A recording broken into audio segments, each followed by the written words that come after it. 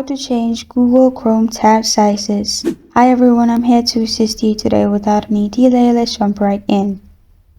First, open Google on your device. In Google, simply search Chrome // flags and you'll find this kind of screen pop up. Here in the search bar at the top, in search flags option, simply type in tab scrolling. And then in tab scrolling, click on the arrow on the right side and select the one you prefer. As you can see, tab shrink to medium width, large width. You can select the one you prefer. After that, click on relaunch at the bottom right corner of your screen. After you click on relaunch, when you open new tab and there are many tabs, you will find the settings in that way.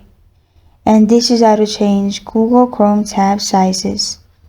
Thank you for joining me today. If this video helps you out, please leave a like and subscribe for more. Got a question or want to suggest a topic, comment below. Thank you for watching.